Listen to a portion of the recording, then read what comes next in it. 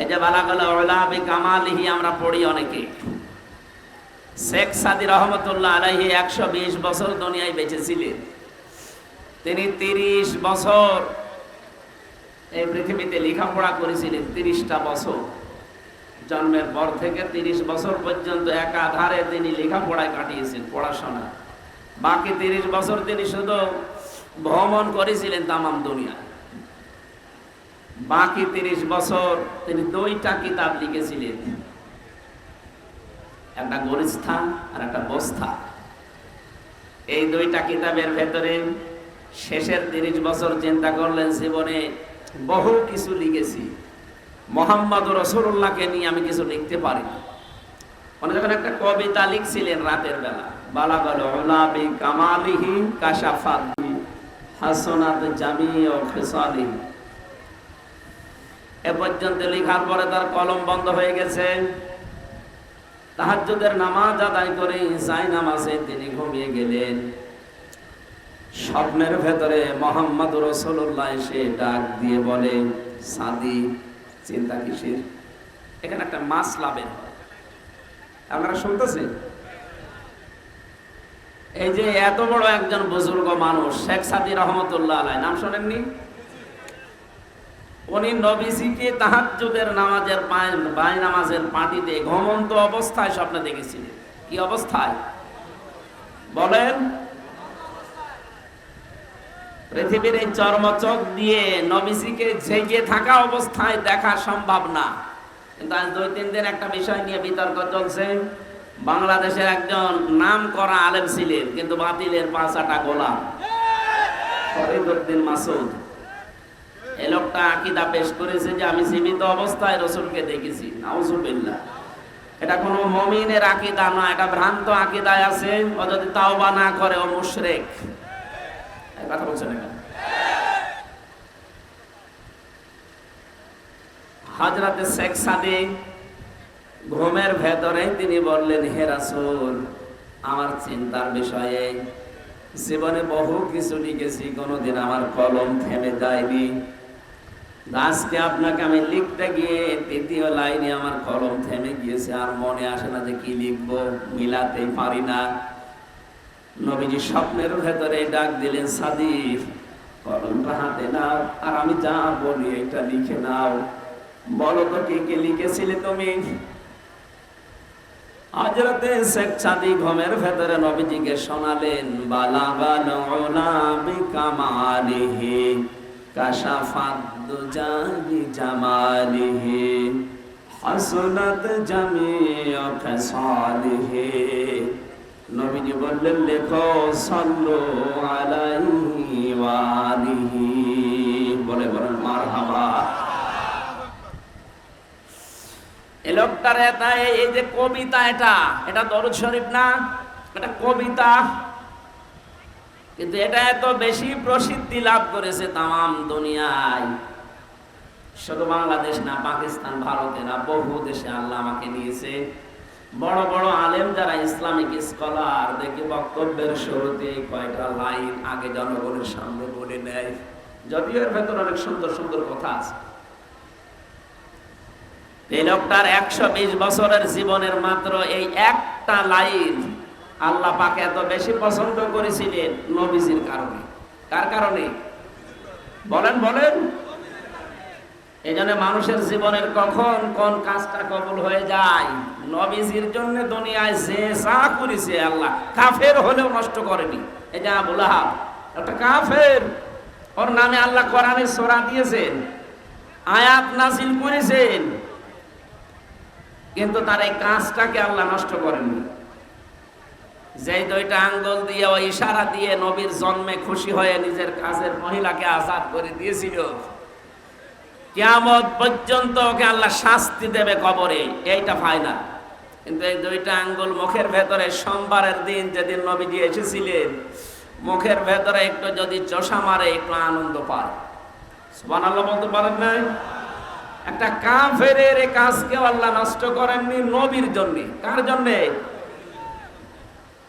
আর এক চাচা আবু তালেব, এই লোকটার কাজও আল্লাহ নষ্ট করেনি। এত খুশি হয়েছিল নবীর জন্মে, কিন্তু আদর্শের কথা যখনই বলতে গেছে না, তখন উনি আর মানতে চান না।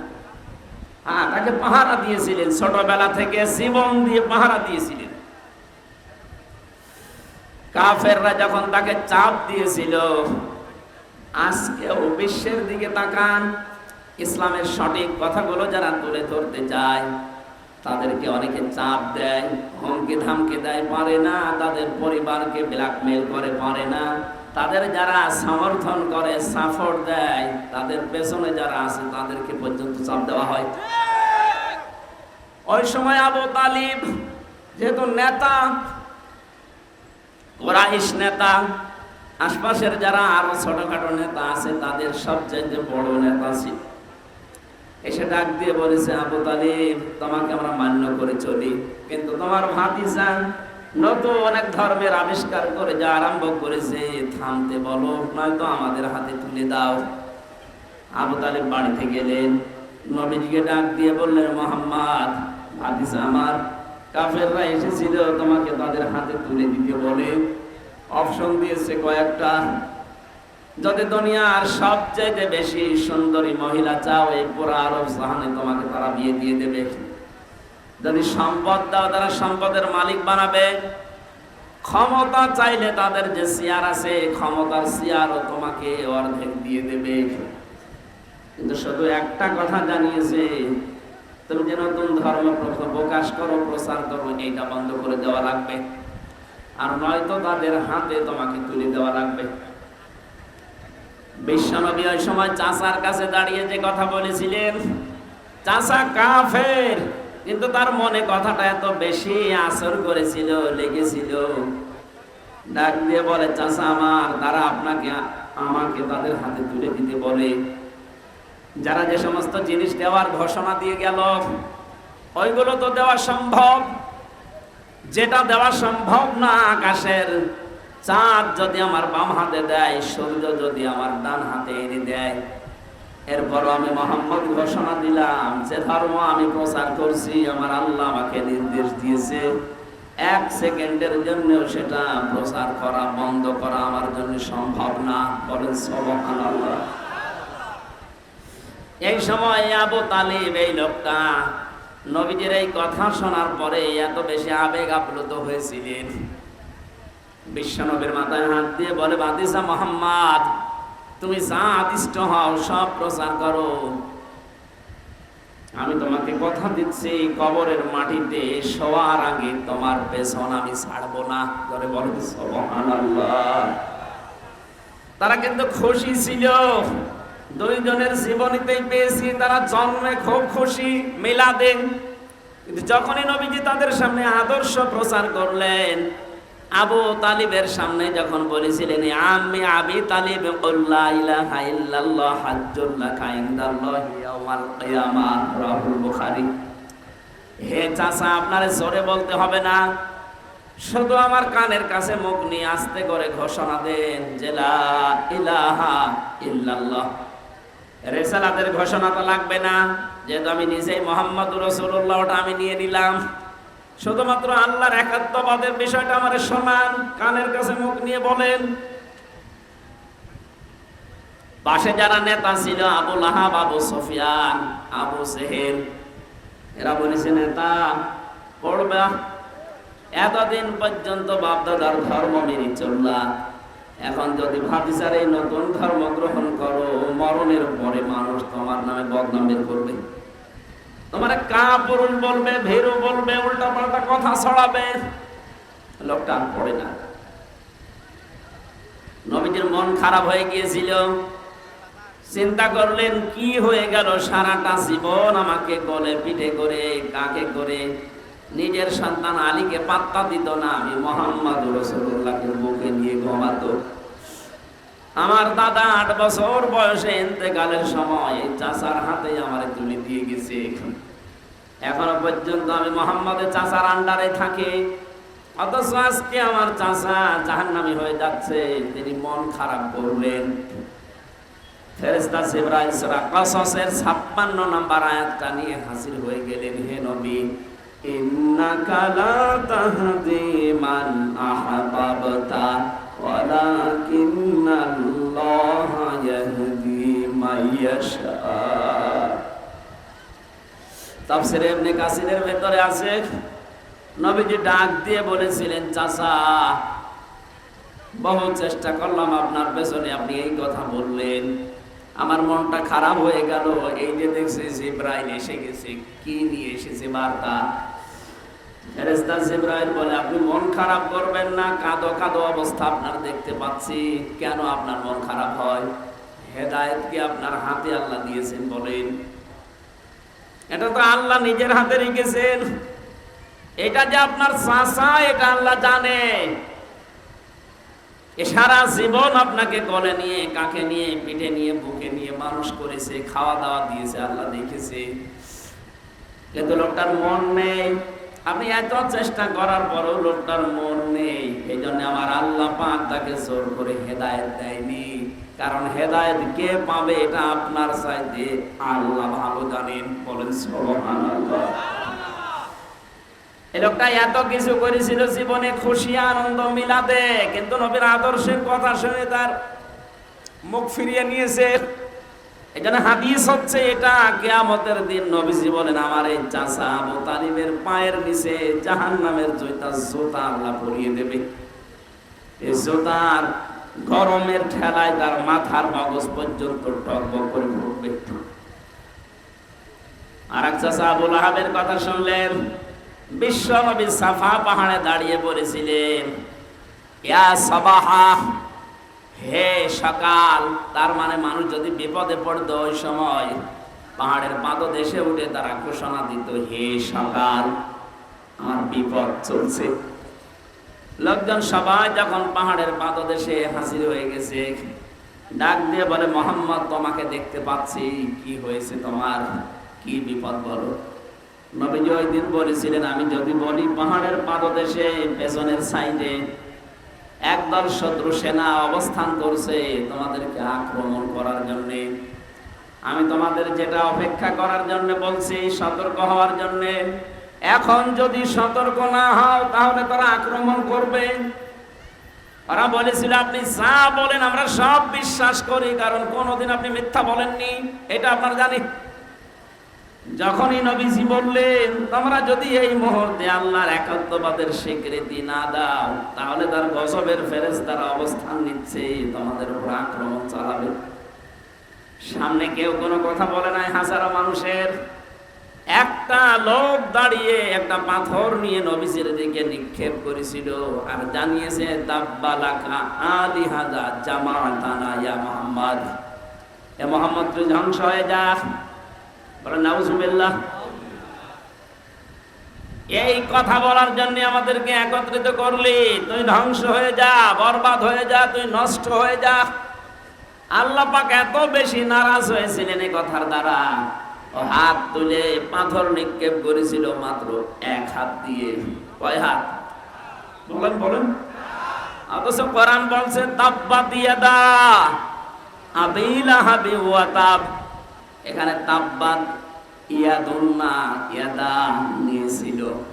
তাসনিয়ার কারণে নুনটা পড়ে গেছে, এসাফতের কারণে নুনটা পড়ে গেছে।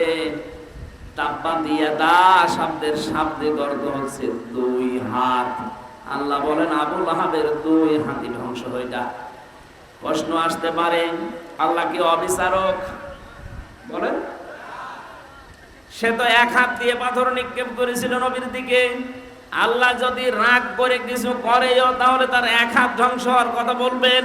তাব্বাত ইয়াদুন কথা বলেন না কেন? দুই হাতের কথা দিলেন। আমি যদি এখন এই যে জিনিসটা পাথর মনে করি, এখান থেকে নিক্ষেপ করি, শুধু এক হাতের দ্বারা হবে না, এই হাত নড়াচড়া করবে। আপনি দেখেন, কোন পাথর নিয়ে যদি জোরে নিক্ষেপ করেন দূরের দিকে, এই হাত দিয়ে যদিও মারেন, এই হাত নড়াচড়া করবে, সাপোর্ট দিচ্ছে, সমর্থন জানাচ্ছে।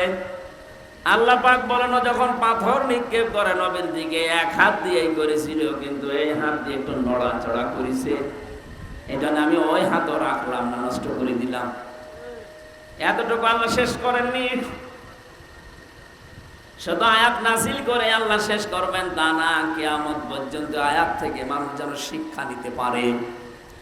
যেহেতু তার 2 হাত আল্লাহ ধ্বংস করেছিলেন, কারণ এতটুকু যে হাত একটু নড়াচড়া করে সাপোর্ট দিয়েছে। আজ 1500 বছর পর বিশ্ব নবীর আদর্শের পেছনে যারা লেগেছেন, বিভিন্ন মানুষ আমরা দেখতে পাচ্ছি। হয়তো আপনি ডান হাত দিয়ে শক্তি সামর্থ্য অনুযায়ী কাজ করছেন, আর বাম হাত দিয়ে পেছনের দরজা দিয়ে অনেক রাখবার টাকা পয়সা ক্ষমতা দিয়ে আপনাদেরকে সাপোর্ট দিচ্ছে। আবুল আহাবের যদি 1 হাত দিয়ে পাথর নিক্ষেপ করে 2 হাতই ধ্বংস হয়ে যায়, আজ বিশ্বে যারা মুহাম্মদুর রাসূলুল্লাহর আদর্শের পেছনে লেগেছে আর পেছনে যারা নড়াচড়া দিচ্ছে বাম হাতের মতো, কাউকে আল্লাহ ছাড় দেবে না, ধ্বংস করে দেবে। আল্লাহ পাক বলেন, মা আগনা আনহু মালুহু ওয়া মা কাসাব। শুধুমাত্র সে না, তার 2 হাত না, অতাব্বা সে ধ্বংস হয়েছিল, এটা প্রমাণিত। কতদিন পর্যন্ত মরে প্লেগ রোগে পড়েছিল ঘরের ভেতরে, যখন দুর্গন্ধ ছড়িয়েছে এলাকার মানুষেরা তার সন্তানদেরকে, আত্মীয় স্বজনদেরকে যখন ঘৃণা ঘৃণা ঘৃণা এই শব্দ উচ্চারণ করেছে যে আপনারা মানুষ, আপনাদের কারণে এলাকায় আমরা বাস করতে পারি না। লোকটা মরে পড়ে তাকে কবর দেওয়া, মাটিতে দেওয়া, ওর কাছে যাওয়া সব ভয়ে আছে। এখানে নবীজির পেছনে যারা লাগে, তার দুশমন যারা, তাদেরকে আল্লাহ এত বেশি অপমান করে, অপদস্থ করে। আপনি দুনিয়ার দিকে তাকান, এই 1500 বছর আল্লাহ ঠিক ওইটাই করছে। ওদেরকে এত নিচে নামায়, এত অপমান করে, ওর কাছেও মানুষ যেতে রাজি না। এই কালামানিকের দিকে তাকান, হয়তো নবীজিকে কিছু বলেনি, কিন্তু নবীর নায়েব যারা, নবীর ওয়ারিস যারা, নবীর উত্তরাধিকারী, নবীর আলেম যারা, তাদের পেছনে সবচাইতে বেশি ভূমিকা ছিল এই লোকটার। কথা বলে না কেন? এবং হাসানুল হক ইনুর, রাশেদ খান মেননের, এই শয়তানরা আর যাই করুক, আলেমদের পেছনে লাগার 1 নাম্বার উস্তাদ ছিল।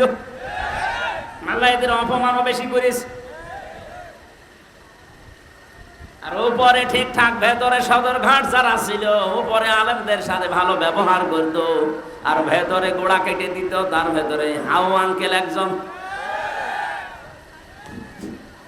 ছোট হুজুর যা পিসকে হুজুর, ওইটা আমার সাথে ছিল ছেলে, ও আমারে বলছিল, হামজা ভাই এই হাউ আঙ্কেল উপরে উপরে আমরা দেখি অনেক ভালো মানুষ, ব্যবহারও ভালো করতো।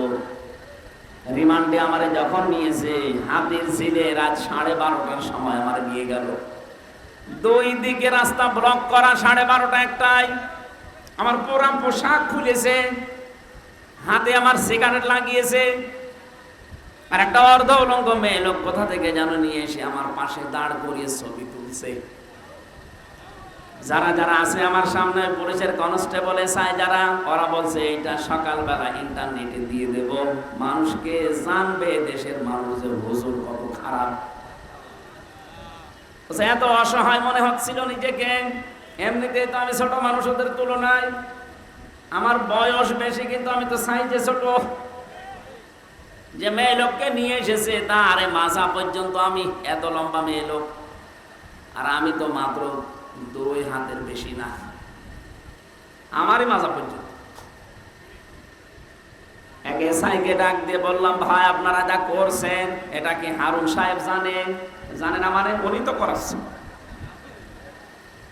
অথচ তার আগের দিনও রিমান্ডে এত ভালো আচরণ আমার সাথে করে গেল।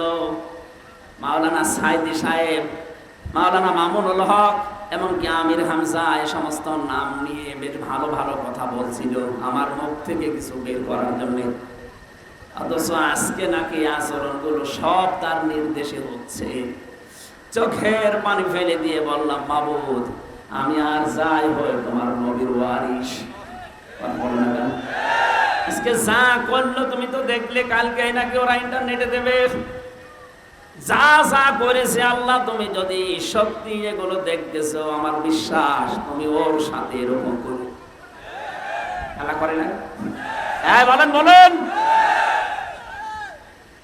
ও ছোট হুজুরের হয়তো কয়েক ইঞ্চি আমি জানি না, কিন্তু এর যে 3 ইঞ্চি, তামাম দুনিয়া চিনি ফেলেছি। অনেক মহিলারা এখন জিকির করছে 3 ইঞ্চি, 3 ইঞ্চি। মানুষ জিকির করে আল্লাহ, আর ওরা জিকির করে 3 ইঞ্চি। তিনি যখন যাচ্ছিলেন সে সময় এরকম প্রচন্ড গরমের সময়, সাহাবা একরাম বের হতে চাচ্ছিলেন না। কোরআনে কারিমের আয়াত আল্লাহ নাযিল করে জানালেন, হে নবী, যে গরম এখন এটা কি জাহান্নামের আগুনের চাইতেও বেশি? সুতরাং ওনাদেরকে ইসলামের জন্য, দ্বীনের জন্য বের হতে বলে এর চাইতে একটা শীতল জায়গা আমি আল্লাহ তাদেরকে উপহার দেব। আমার মনে হচ্ছে ১৫০০ বছর পরে একটা সেই রকম অবস্থা এখন মনে হচ্ছে। আমার তো এত গরম লাগছিল না ঘরের ভেতরে, মানুষের গরমটা বেশি। এই জন্য বললাম ফাঁকা ফাঁকা হয়ে বসেন ভাই, যেখানে যারা আছেন ফাঁকা ফাঁকা হয়ে বসেন, দরকার হয় বাইরে বসেন, যেখানে জায়গা পান, গাছতলায়, বাঁশতলায়, দোকানে, যেখানে থাকেন ওখানেই দাঁড়িয়ে থাকেন, বসে থাকেন, এর ভেতরে আর রাখার দরকার। এভাবে থাকেন, কালকে দরকার হয় কোনো কিছু থেকে নামিয়ে ওটা দেখে নিয়ে চেহারা এখন দিয়ে দেখবেন। রংপুর সদর কাটাখালী সরকারি কাটাবাড়ি সরকারি প্রাথমিক বিদ্যালয় ময়দানে জামিয়া ইসলামিয়া রাজিয়াতুন্নিসা মহিলা মাদ্রাসার উদ্যোগে দ্বিতীয় বাৎসরিক মহান আল্লাহর কোরআনে কারীম তাফসীরুল কোরআন মাহফিলের সম্মানগণ্য সভাপতি আলহাজ মোহাম্মদ লিয়াকত আলী দামাত বারকাতুহুল আলিয়া, মাহফিলের প্রধান অতিথি শাইখুল মাশায়েখ, গণমানুষের তিনি নেতা, সাবেক মেয়র লিখেছেন। মানে কি মেয়র শেষ হয়ে গেছে? না, ওনারটা তো আর ওই রকম ঢাকা, চট্টগ্রাম এদের মতো না। বাংলাদেশের ঐতিহ্যবাহী এলাকা রংপুরের সাবেক মেয়র, আমাদের অভিভাবক ছিলেন যিনি, এখনো পর্যন্ত অভিভাবকের দায়িত্বে আছেন। আমরা মনে করি জনাব আলহাজ মোস্তাফিজার রহমান মোস্তফা। বিশ্বনবীর যতগুলো নাম আছে তার ভেতরে অন্যতম একটা নাম মোস্তফা। কি নাম?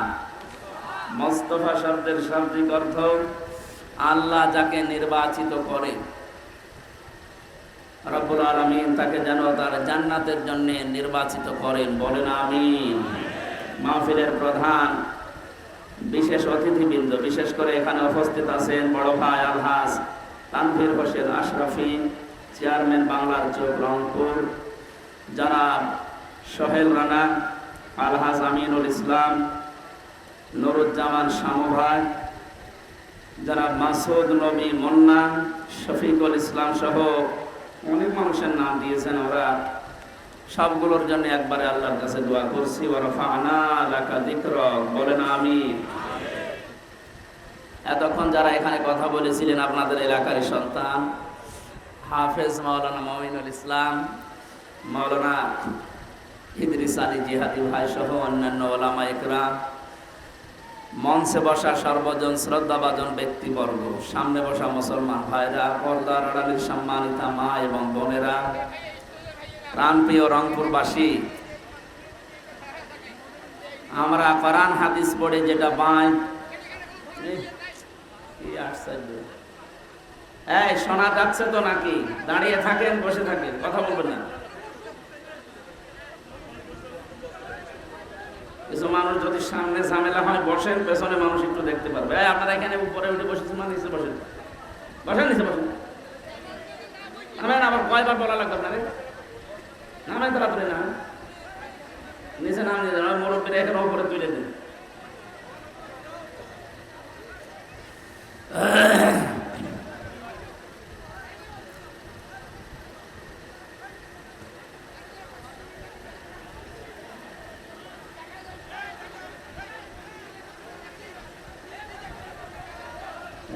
কি আরম্ভ করেছে?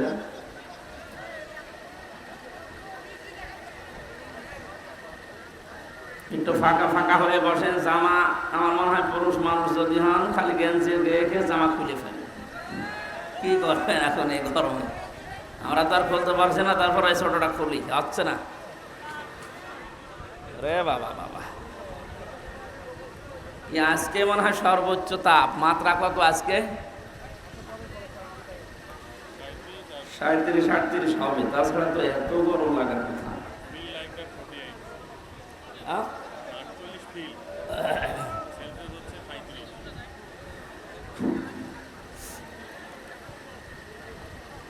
রংপুরবাসী, বাংলাদেশের কম বেশি প্রায় জায়গায় আমি এখন যাচ্ছি, আপনারা সহজ সরল মানুষ।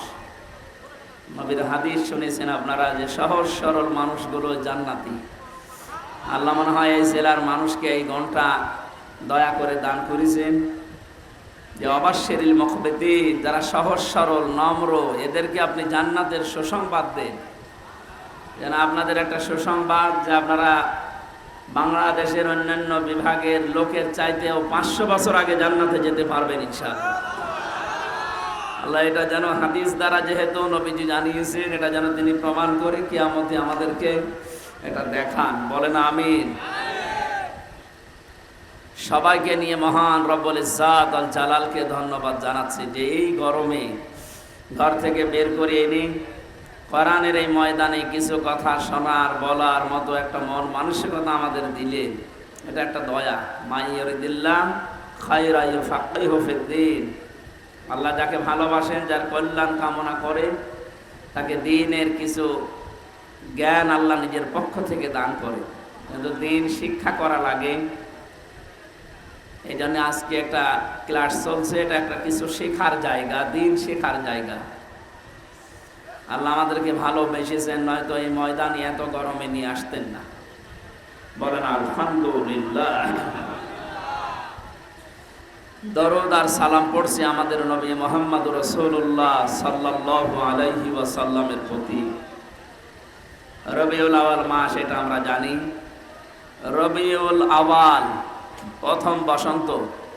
বসন্ত আসলে যেন সব দিকে কেমন নতুন নতুন লাগে। পৃথিবীর প্রত্যেকটি জিনিস নতুন সাজে সাজতে আরম্ভ করে। যে সমস্ত গাছগাছালিতে পাতা ছিল না, ওই গাছগাছালিগুলো আবার নতুন পাতা গজিয়ে যৌবন ধারণ করে। বিশ্ব নবী মুহাম্মদুর রাসূলুল্লাহকে আল্লাহ এই মাসে পাঠিয়ে তাম পৃথিবীর মানবতার জন্য একটা যৌবন উপহার দিয়েছে। নবীজিকে আল্লাহ পাঠিয়ে জানিয়েছেন, কুল বিফাদলিল্লাহি ওয়া বিরহমাতিহি ফাবিযালিকা ফালিয়াফরাহু হুয়া খায়রুম মিম্মা ইয়াজমাউন। যদিও আয়াতটা কোরআনে কারিমের দিকে ইঙ্গিত দেয়, তারপরেও কোন কোন তাফসিরে নবীজির দিকেও ইঙ্গিত আছে। আল্লাহ পাক বলেন, নবী আপনি বলুন, মানুষেরা যা পেয়ে আনন্দ করে, যা গেইন করে, যা অ্যাচিভ করে, যা অর্জন করে, যা পেয়ে মানুষ আনন্দে লাফায়, আনন্দ করে, আমি আল্লাহর কাছে এগুলো একটাও আনন্দের বিষয় না।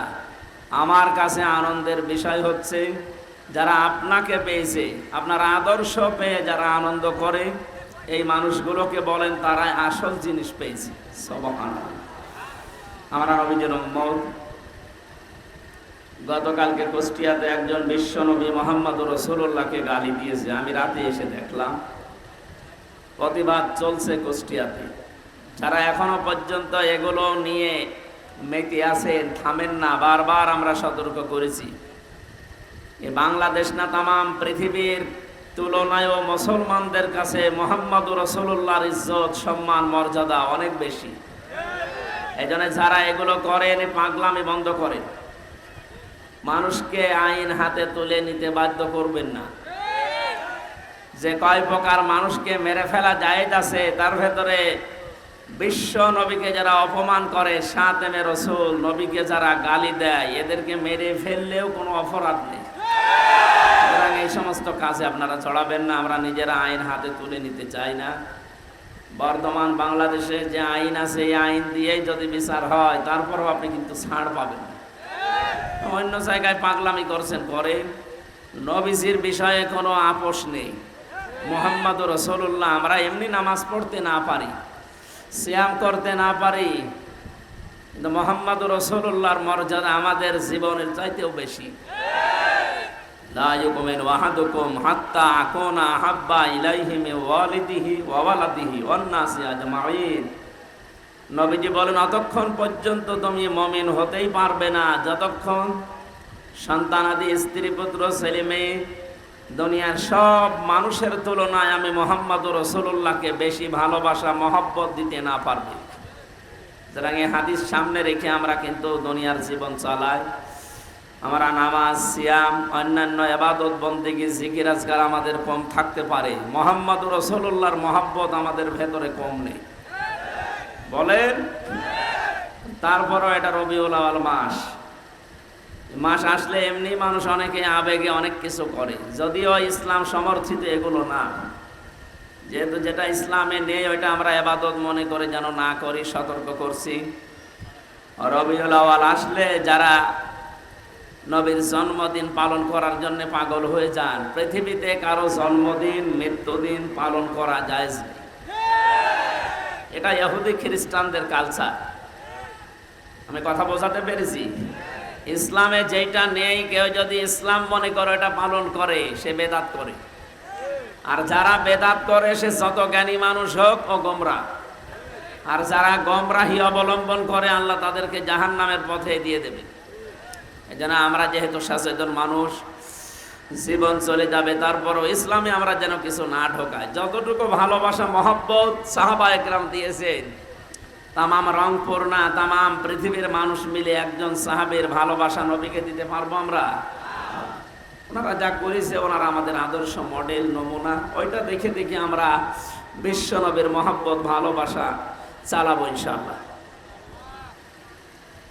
রবিউল আউয়ালে যারা শুধু জন্মদিন পালন করার জন্য এই যে 63 দিন অনুষ্ঠান চলছে, কোথায় পেয়েছেন এগুলো?